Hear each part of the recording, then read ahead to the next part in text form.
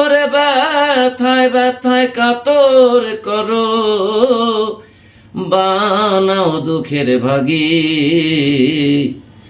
আমি তোমার কি আর এমন লাগি রে বেঈমান, আমি তোমার কি আর এমন লাগি। হ্যালো ভিউয়ার্স, আসসালামু আলাইকুম। আমি প্লাবন কুরেশি আপনাদের সবাইকে ভালোবাসা জানাচ্ছি। আপনারা অবগত আছেন, বাংলাদেশ নিউজ টুডে নামক একটি অনলাইন পোর্টাল তাদের যাত্রা শুরু করেছে। আমরা এই পত্রিকার সাথে আছি, আশা করি আপনারাও সঙ্গে থাকবেন। নানাবিধ নিউজ নিয়ে এই পত্রিকাটি সমাজের দর্পণ হিসাবে আমাদের মাঝে বিচরণ করবে। তাদের সততা, তাদের কর্মনিষ্ঠা, তাদের একাগ্রতা নিয়ে তারা এগিয়ে যাবে এই বিশ্বাস রাখি। আপনারা সবাই এই পত্রিকাটির জন্য দোয়া করবেন এবং পত্রিকার পাশে থাকবেন। আজকে তো মনের একটা গান করলেন দেখলাম, তো এই এই অ্যালবামের গানটা নিয়ে কিছু বলেন। গান যেহেতু করতে হয়, নিয়মিত করে যাই, তারই ধারাবাহিকতায় আজকেও একটি গান করলাম। গানটির গায়িকা ছিলেন আমাদের প্রিয় বোন, জনপ্রিয় গায়িকা মনসুর। গানটির কথা সাজিয়েছেন আমাদের প্রিয় ছোট ভাই রাসেল কবির, আর গানটিতে সুরারোপ করেছিলাম আমি। তো আজকে গানটির ভিডিও সম্পন্ন হলো, আপনি দেখেছেন। আমাদের যারা ভক্ত শ্রোতা রয়েছেন, যারা আমাদের গান শোনেন, আমার বিশ্বাস গানটি তাদের ভালো লাগবে। মনের যারা শ্রোতা রয়েছেন, যারা দর্শক রয়েছেন, তারা গানটা শুনবেন এবং শেয়ার করবেন এই বিশ্বাস রাখি, এবং আপনার পত্রিকার মাধ্যমে এই গানটি নিউজ মানুষের মাঝে ছড়িয়ে যাবে এই প্রত্যাশা রাখি। এটা কোন ব্যানার থেকে এবং কবে রিলিজ হচ্ছে? গানটি প্রকাশ করছে আমাদের তরঙ্গ মিউজিক, তরঙ্গের দাদা সুব্রত দাদা। তরঙ্গ মিউজিক থেকে গানটি প্রকাশিত হবে ভিডিও আকারে। আশা করি আমাদের যারা শ্রোতা রয়েছেন, যারা দর্শক রয়েছেন, তরঙ্গ মিউজিকের পাশে থাকবেন, আমাদের সাথে থাকবেন এবং আপনার পত্রিকার সাথে থাকবেন। আচ্ছা, এছাড়া আর কি কি কাজ করতেছেন এখন বর্তমানে? কাজ তো করেই যেতে হয়। এই সময় যারা গান করছেন, বাংলাদেশের যারা গায়ক গায়িকা রয়েছেন, তাদের সবার সাথে কাজ করা হচ্ছে। সেই কাজগুলি পর্যায়ক্রমে রিলিজ হচ্ছে এবং দর্শকের কাছে যাচ্ছে। আপনারা আমাদের এই পত্রিকা, আমার ফেসবুক কিংবা আমার চ্যানেল কিংবা আমার পেজ, সেগুলোতে চোখ রাখুন। নিউজ আপডেট আপনারা জানতে পারবেন। আপনার তো কালজয়ী একটা গান আছে ইন্দুবালা, এখন ওইটা তো সিনেমাও হইল, তো এইটা নিয়ে কি বলবেন? এছাড়া আর কোনো সিনেমা আসতেছে কিনা? কোনো গান যখন কালজয়ী হয়ে যায়, আমরা প্রথমেই সাধুবাদ জানাতে চাই এই গানের সাথে যারা সম্পৃক্ত রয়েছেন, গীতিকার, সুরকার, সঙ্গীত পরিচালক কিংবা গায়ক গায়িকা, তাদের সমন্বিত প্রচেষ্টা একটি গান তৈরি হয় এবং আমরা আরও বেশি ভালোবাসা জানাই এবং কৃতজ্ঞতা জ্ঞাপন করি সেই সব শ্রোতা দর্শকের প্রতি যারা আমাদের গানটি শোনেন কিংবা শেয়ার করেন। আর তারা না থাকলে আসলে আমাদের গান অর্থহীন। আমরা গান তো করি মানুষের জন্য, আমাদের প্রিয় শ্রোতাদের জন্য। তো ইন্দুবালা গানটি কোনো ক্রমে বাংলাদেশের মানুষ কিংবা দেশের বাইরে যারা বাংলা ভাষাভাষী মানুষ রয়েছেন, বছরের পর বছর ধরে গানটি তারা তাদের হৃদয়ে ধারণ করেছেন। তো আমার এই সৃষ্টি মানুষের কাছে গিয়েছে, এটি আমার কাছে অত্যন্ত ভালো লাগার বিষয়। প্রসঙ্গত এই গানটির গীতিকার আমার প্রিয় ভাই দেলোয়ার আরজুদা শরফ। গানটির সঙ্গীত পরিচালনা করেছিলেন এস পুলক এবং গানটিতে কণ্ঠ দিয়েছিলেন বাংলাদেশের প্রখ্যাত অভিনেতা এবং গায়ক ফজলুর রহমান বাবু ভাই। গানটিতে সুরারোপ করার সৌভাগ্য আমার হয়েছিল। এই আপনার তো উল্লেখযোগ্য কিছু গানগুলো আমাদের যদি একটু শোনাইতেন, এবং আপনার একটা গান একটু 2 লাইন শোনান।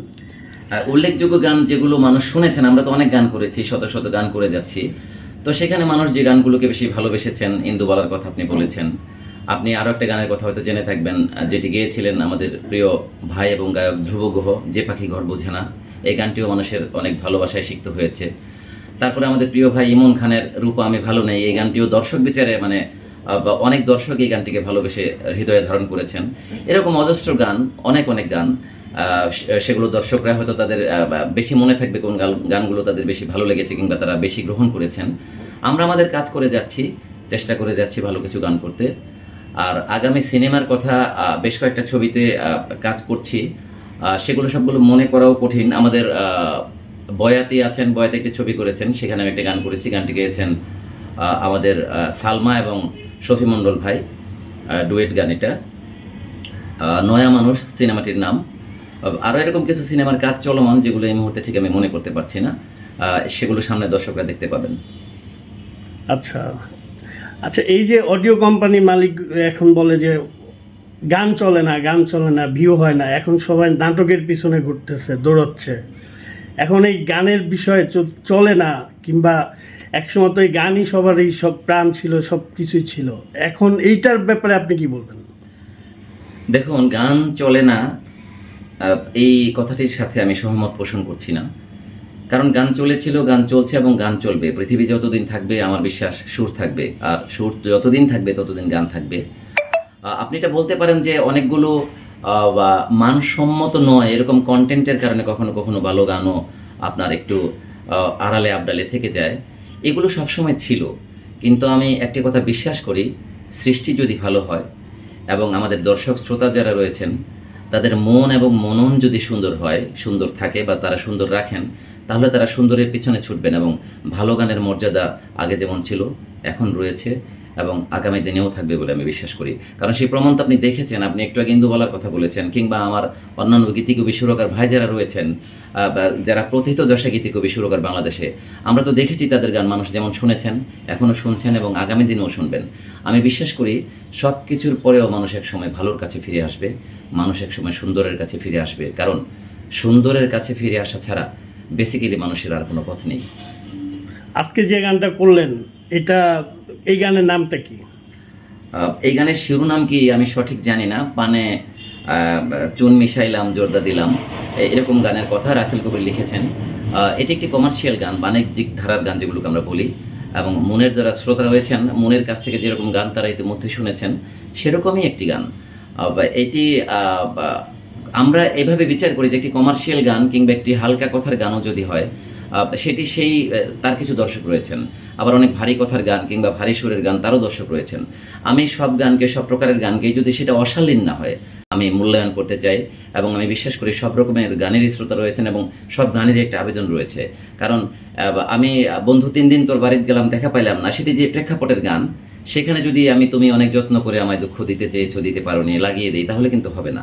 গানের একটা স্তর থাকে, আমরা শ্রোতাদেরকে বিভিন্ন স্তরে ভাগ করি। আর গানের প্রেক্ষাপটটা দেখতে হয়। কখনো আমার নাটকে কিংবা সিনেমায় আমার এখানে কোন গানটি প্রয়োগ করতে হবে, কি আমার লাগছে, সেই বিষয়গুলোর উপর আমরা নজর রাখি এবং রাখতে হয়। তো আমি বিশ্বাস করি যে প্রেক্ষাপটে যে গানগুলো তৈরি হয়, সেই গানগুলো যদি সুন্দরভাবে, সুনিপুণভাবে তৈরি করা যায়, তাহলে সব গানই সুন্দর। আর আরেকবারও কথাটি বলে রাখি, সেই গানটি যদি সমাজের জন্য বাজে কোনো বার্তা বয়ে নিয়ে না আসে বা অশালীন কোনো গান না হয়। চটুল গান তো হতেই পারে, আমরা শুনেছি প্রচুর গান, যে গানগুলো আমরা ভালোবাসি। হালকা কথার গান হতে পারে, ভারী কথার গান হতে পারে, সব গানই সুন্দর, যদি সেটা সমাজের জন্য ক্ষতিকারক না হয়, বাজে কোনো মেসেজ যদি সেই গানে না থাকে। ধন্যবাদ। দর্শকদের উদ্দেশ্যে 2টা লাইন যদি আপনার প্রিয় কোনো গান থেকে থাকে, একটা যদি শোনাইতেন। এরকম হঠাৎ করে কোন গান যে মানে প্রিয়, যে বিষয়টি, গানগুলোকে তো আমরা বেসিক্যালি আমাদের সন্তান তুল্য মনে করি। যারা ক্রিয়েটর, তার কবিতা কিংবা গান তার কাছে সন্তান তুল্য। সন্তান সবগুলি প্রিয়। এখন আমি এভাবে মানে ভেদাভেদ করি না যে আমি একটি গান একটু হালকা কথায় সাজিয়েছি, সেখানে আমার যেমন ভালোবাসা ছিল, সেই গানটা আমি যেমন কথায় গেঁথেছি, আমি যখন আরেকটা একটু ভারী গান বা ভারী মেজাজি গান যেগুলোকে আমরা বলি, সেটা যখন সাজাই, সেটাকেও কিন্তু আমরা ভালোবেসেই সাজাই। তো সাজানোর ক্ষেত্রটা বা শ্রমটা একই রকম। তারপর আপনি একটি গান আমার কাছ থেকে একটু শুনতে চেয়েছেন, আমারই একটি গান আমি একটু শুনিয়ে শেষ করতে চাই। আমার গানটি ছিল এরকম: তুমি ব্যথায় ব্যথায় কাতর করো, ওরে ব্যথায় ব্যথায় কাতর করো, বাহানাও দুঃখের ভাগী, আমি তোমার কি আর এমন লাগি রে বন্ধু, আমি তোমার কি আর এমন লাগি, তুমি ব্যথায় ব্যথায় কাতর করো, ওরে ব্যথায় ব্যথায় কাতর করো, বানাও দুঃখের ভাগী, আমি তোমার কি আর এমন লাগি রে বেঈমান, আমি তোমার কি আর এমন লাগি। শ্রোতাদের জন্য অনেক অনেক ভালোবাসা। ভালো থাকুক বাংলা গান।